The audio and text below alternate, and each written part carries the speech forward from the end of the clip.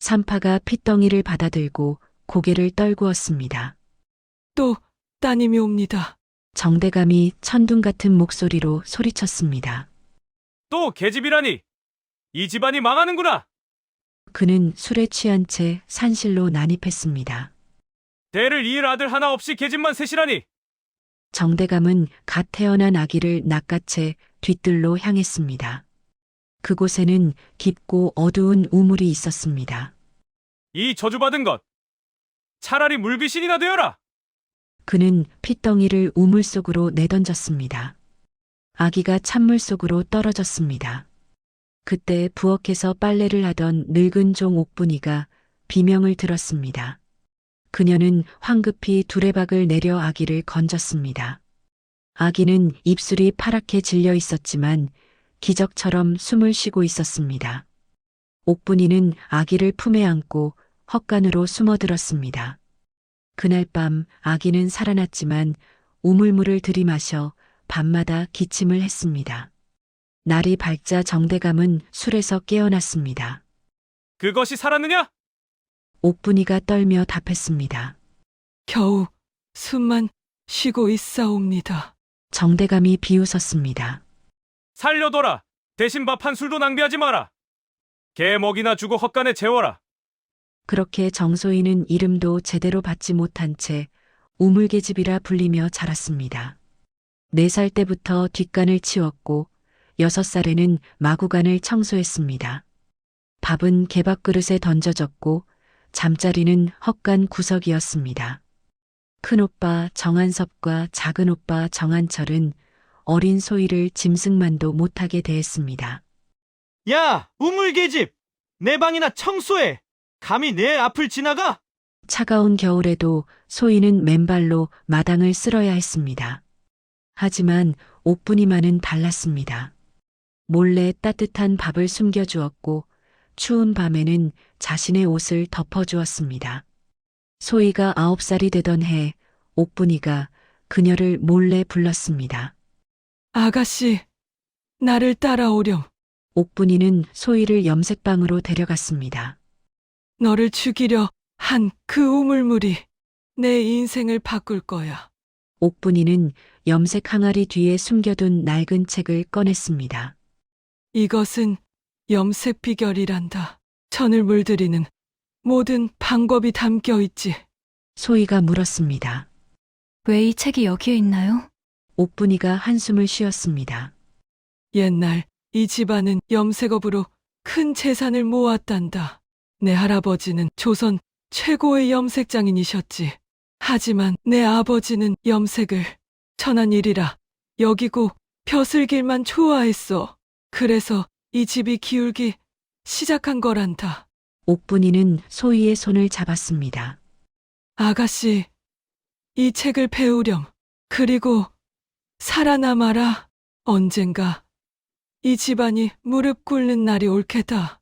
그날부터 소희는 밤마다 염색 비결을 읽었습니다. 쪽으로 파란색 내는 법, 홍화로 붉은색 만드는 법, 치자로 노란색 물들이는 법. 그녀는 모든 것을 암기했습니다. 낮에는 뒷간을 치우면서도 염색방을 지날 때마다 천을 한 조각씩 만져봤습니다. 무명주 모시, 무명. 손끝으로 천의 결을 느꼈습니다.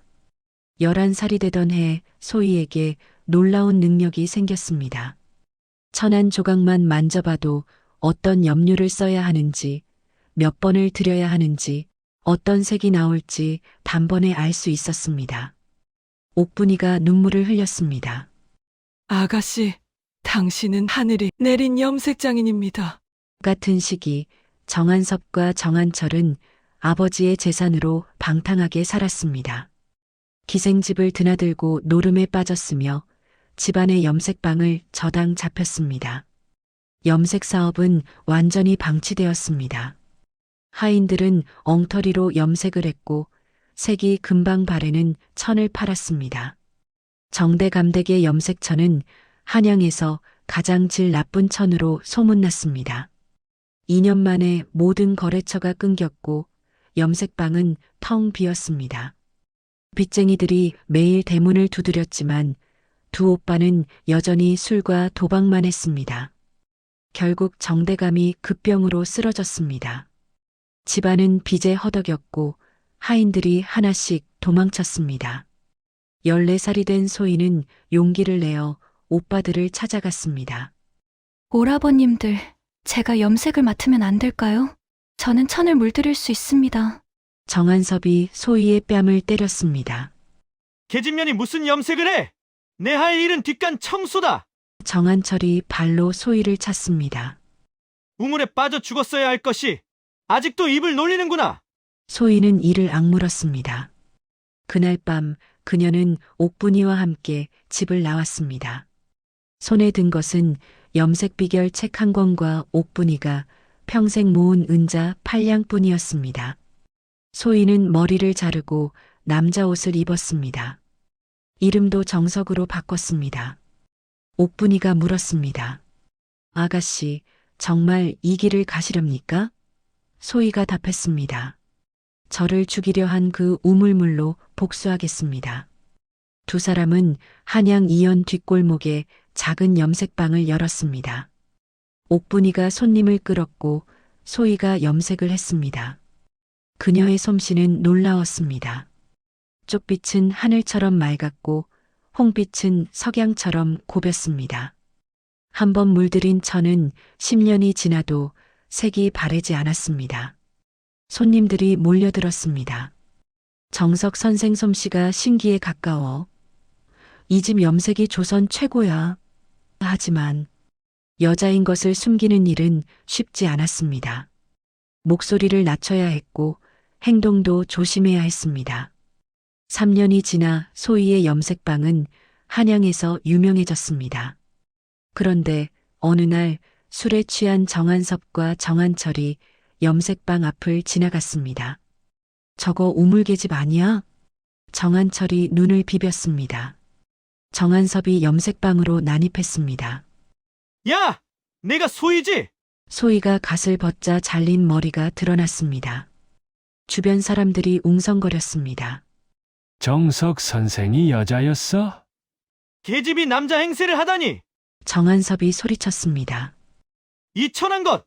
여자가 남장하고 장사하는 건 법을 어긴 거야! 당장 관아에 끌고 가겠어! 하지만 그때 염색거리 상인들이 소희를 감쌌습니다. 여자가 염색하면 어때? 솜씨가 좋으면 그만이지. 법보다 실력이다. 이 처자는 우리 거리를 살렸어. 4년 후 정한섭과 정한철은 완전히 망했습니다. 집도 빼앗기고 거리로 쫓겨났습니다. 굶주림에 지친 그들은 마지막 희망으로 이현 염색거리를 찾았습니다. 그곳에는 정씨 연방이라는 거대한 현판이 걸려 있었습니다. 수십 명의 일꾼들이 천을 나르고 있었고 그 한가운데 여자 옷을 입은 소희가 서 있었습니다. 정한섭과 정한철이 다가가자 소희가 차갑게 말했습니다. 오라버님들 찾아오셨군요. 두 오빠는 무릎을 꿇었습니다. 소희야, 밥 한 끼만 우리가 잘못했다. 소희는 그들에게 은자 한 냥을 주며 말했습니다.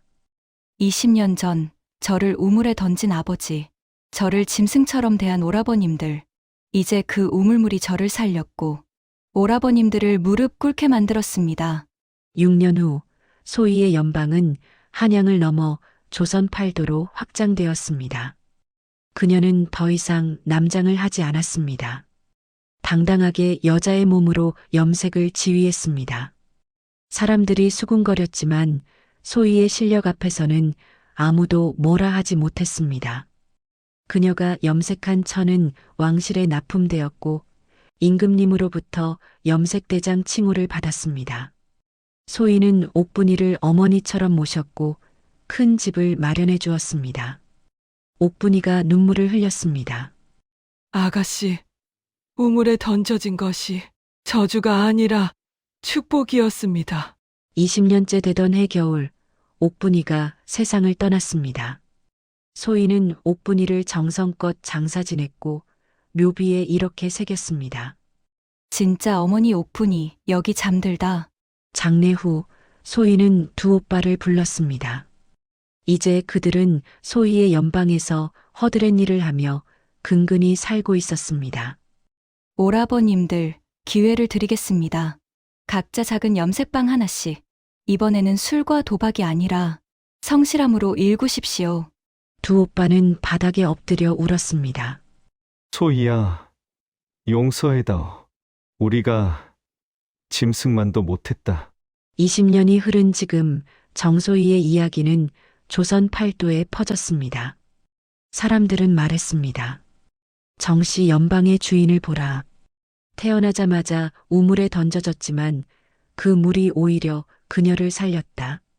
여자라고 천대받았지만 여자의 몸으로 최고의 염색장인이 되었다. 성별이 아니라 실력이 사람을 만든다. 소희는 여자 제자들을 받아들여 염색 기술을 가르쳤습니다. 너희도 할 수 있다. 여자라는 이유로 꿈을 포기하지 마라. 그녀의 연방 입구에는 작은 우물이 하나 있었고 그 위에 이렇게 새겨져 있었습니다. 우물에 던져진 딸이 색으로 세상을 이기다. 모두가 저주라 여겼던 우물이 결국 가장 큰 축복이었음이 증명된 것입니다.